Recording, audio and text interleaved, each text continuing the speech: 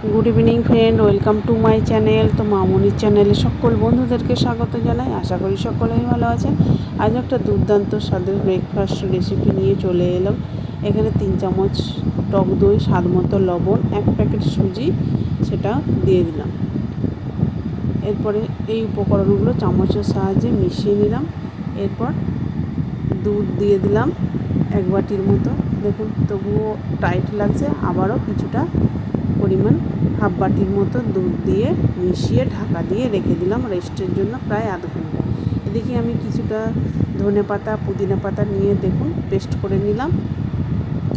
এরপর এখানে 2টো মিডিয়াম সাইজের টমেটো সামান্য জল দিয়ে এটাকেও আমি পেস্ট করে নিয়ে একটা বাটিতে ঢেলে নিলাম। এরপর কালারের জন্য আমি এখানে কাশ্মীরি লঙ্কা দিয়ে দিলাম 1 চামচ। চামচের সাহায্যে ভালোভাবে মিশিয়ে নিলাম। এরপর যে সুজির ব্যাটারটা বানিয়েছিলাম তার মধ্যে দিয়ে দিলাম 1 চামচ চিনি। চিনিটা স্কিপ করতে চাইলে আপনারা নাও দিতে পারেন। আমি একদম অল্প পরিমাণে দিলাম, ভিডিও বানাচ্ছি বলে, না দিলেও হবে। দিয়ে দিলাম 1 প্যাকেট ইনো। সামান্য জল দিয়ে দেখুন ভালোভাবে মাখিয়ে নিলাম। এটা খুব স্পঞ্জি হবে আর নরমও হবে।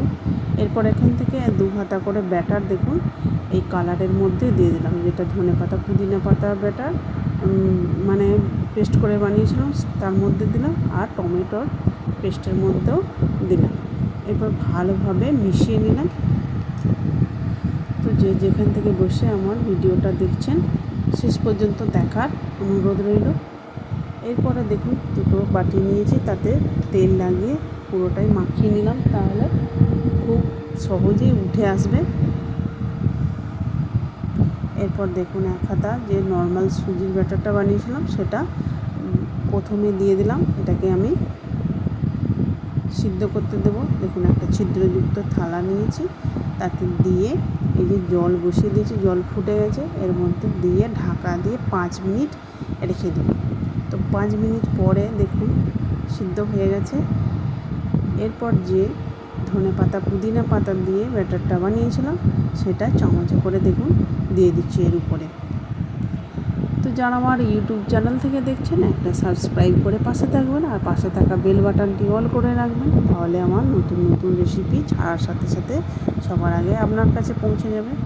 তো ওইটা 5 মিনিট পরে সিদ্ধ হয়ে গেছে। তারপর দেখুন যেটা টমেটো আর টমেটো পেস্ট দিয়ে মাখিয়েছিলাম যে ব্যাটারটা, সেটা উপর থেকে দিয়ে দিলাম। এটাকেও ঢাকা দিয়ে 5 মিনিট রেখে দিন। দেখুন কালারটা দেখি বুঝতে পারা যাচ্ছে যে সিদ্ধ হয়ে গেছে। দেখুন ছুরির গায়ে কিছুই লাগানে, তার মানে ভালো মতো সিদ্ধ হয়ে গেছে। এরপর ঠান্ডা করে নিয়ে ছুরির সাহায্যে চারদিকটা আগে ঘুরিয়ে নিয়ে দেখুন কত সহজেই উঠে গেল। দেখতেও কত সুন্দর লাগছে, 3 কালারের রয়েছে।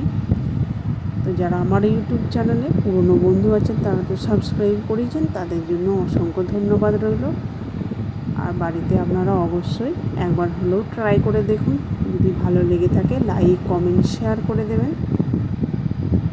দেখুন এরপর আমি 4 ভাগে 4টে টুকরো করে কেটে নিলাম।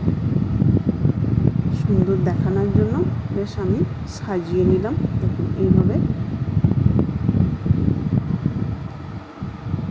কতটা সুন্দর লাগছে দেখতে।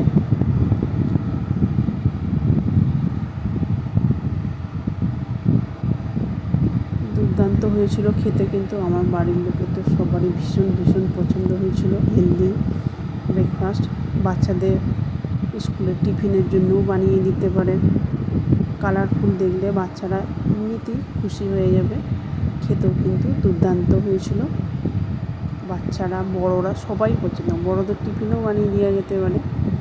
এরপরে এখানে দেখুন একটা তড়কা প্যানেতে সামান্য তেল, গোটা জিরে আর কারি পাতা দিলাম। এরপর উপর থেকে এই যে কারি পাতাগুলো দিয়ে দিচ্ছি, দেখতে আরও সুন্দর লাগবে বলে। ভিডিওটা শেষ পর্যন্ত দেখার জন্য অসংখ্য ধন্যবাদ।